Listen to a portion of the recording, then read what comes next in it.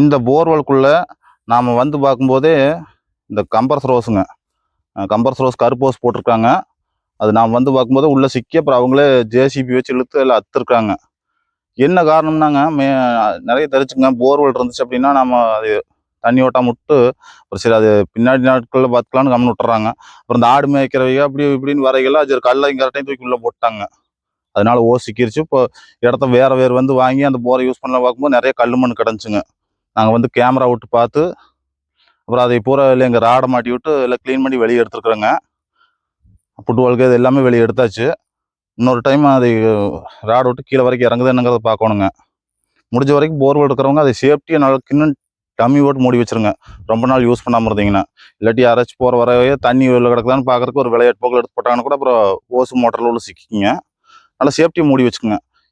யாருக்காச்சும் தேவைப்பட்டுச்சுன்னா எங்கள் நம்பர் கான்டாக்ட் பண்ணுங்கள். இந்த மாதிரி சிக்கல் வேலை ஏதாச்சும் இருந்துச்சுன்னா நாங்கள் திருப்பூர், கோயம்புத்தூர், ஈரோடு மாவட்டத்தில் இந்த போர் மோட்டரில் உள்ள சிக்கிட்டு எடுக்கிற வேலை செய்கிறோங்க.